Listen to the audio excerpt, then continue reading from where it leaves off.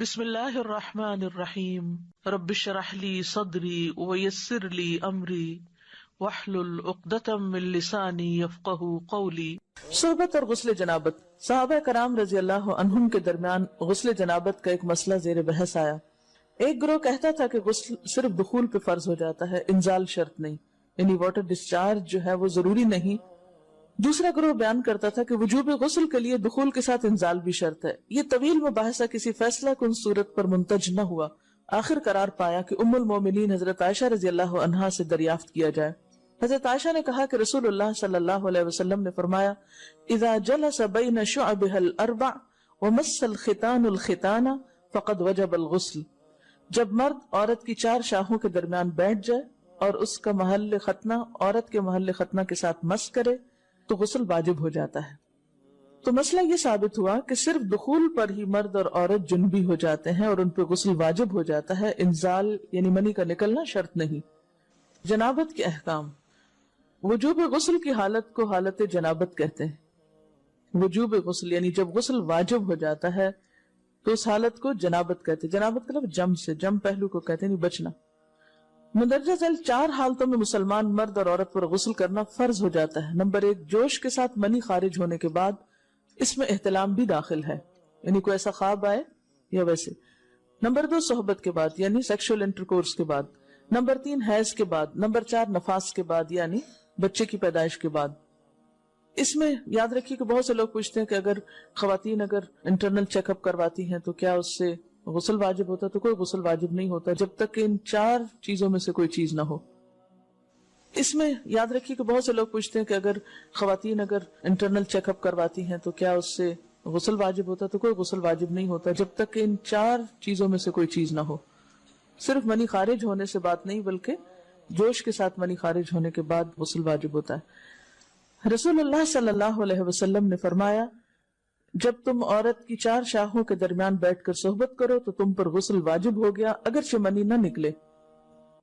آپ نے غور کیا ہوگا کہ طہارت کے مسائل بہت تفصیل کے ساتھ اور اپنے اندر بہت ڈیٹیلز رکھتے ہیں، اور بہت سے موضوعات ایسے ہیں کہ جو انسان کی ظاہری زندگی نہیں بلکہ اس کی نجی اور ذاتی زندگی سے متعلق بھی ہیں، لیکن اس طرح پبلکلی ان کو پڑھانا اور ان کو سکھانا یہ بھی ایک ضرورت ہے، کیونکہ آپ صلی اللہ علیہ وسلم نے انصار کی خواتین کی تعریف کی کہ انصار کی خواتین کتنی اچھی ہیں جنہیں حیا دین کا علم حاصل کرنے سے نہیں روکتا۔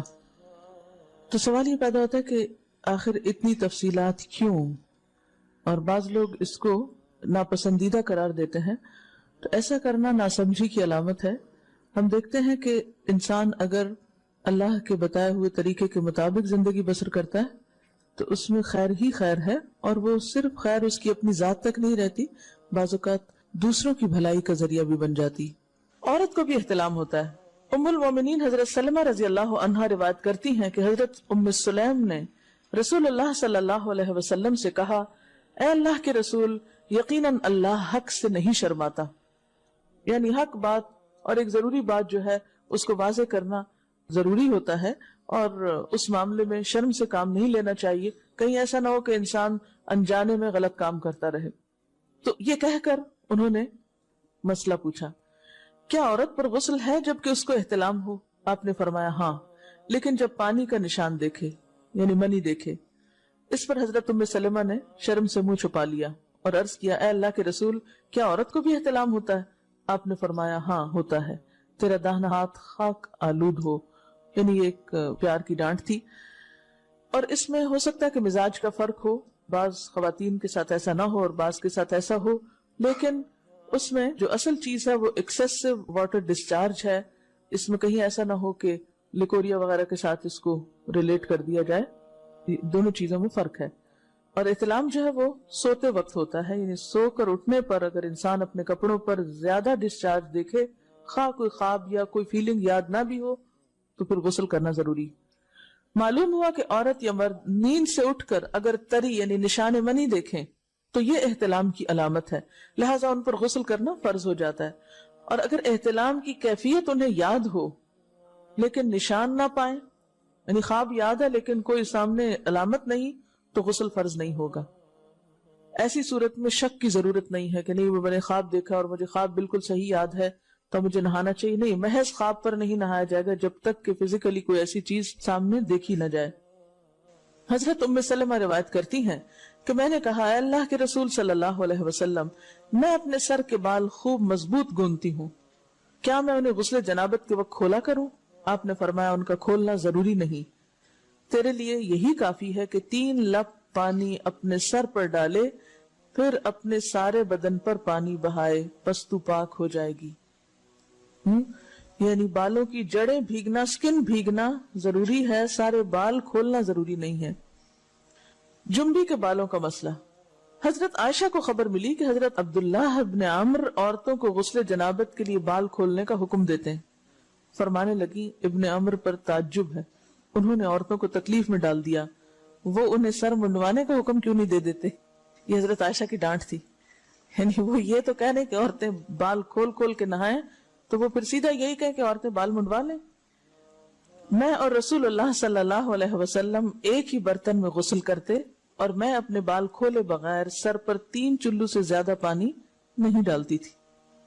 معلوم ہوا کہ غسل جنابت کے لیے بال کھولنے کی ضرورت نہیں، مگر یہ حکم صرف غسل جنابت کا ہے. غسل حیض کے لیے بالوں کا کھولنا ضروری ہے کیونکہ وہ مہینے میں ایک دفعہ ہے. حضرت عائشہ سے روایت ہے کہ انہیں رسول اللہ صلی اللہ علیہ وسلم نے غسل حیض کے لیے فرمایا، اپنے بال کھولو اور غسل کرو. اس میں آپ دیکھیے کہ دونوں چیزوں میں فرق کیوں ہے، دونوں کی نوعیت فرق ہے.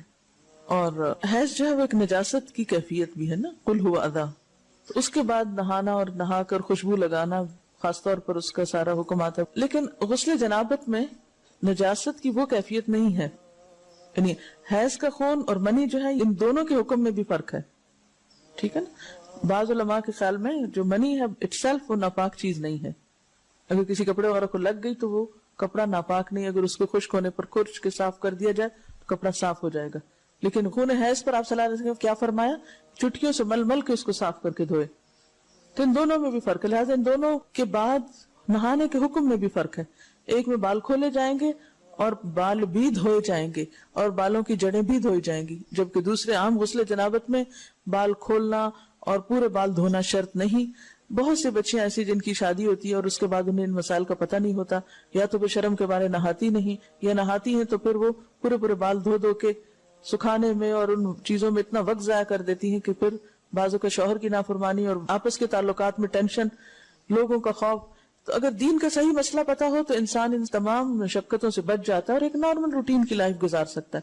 تو اس میں کیا صرف 3 کپ پانی، 3 لپ پانی، یعنی 3 دفعہ کیوں کہ اگر ایک دفعہ ڈالنے سے پوری طرح نہیں بھیگا تو آپ یہ بھی کر سکتے ٹیپ کے آگے سر کر کے تو ساری اسکن جو ہے سر کی اس کو آپ گیلا کر لیں. پیچھے سے بال جو ہیں اگر لمبے ہیں تو ان کو ایک طرف کر دیں تاکہ پورے بال نہ دھونے پڑے، نہ سکھانے پڑے اور نہ خشک کرنے پڑے، اور باقی جسم پہ پانی بہا لیں.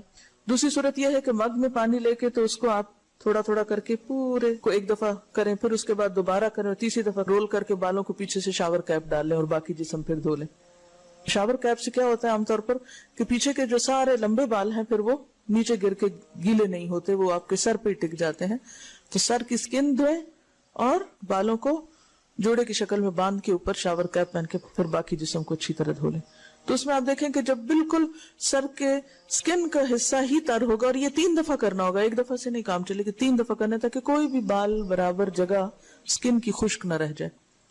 تو اس سے کیا ہوگا کہ جتنا کم بال گیلے ہوں گے اتنے کم دیر میں ان کو خشک بھی کیا جا سکتا ہے اور کسی بھی مشقت کے بغیر انسان نماز پڑھ سکتا ہے.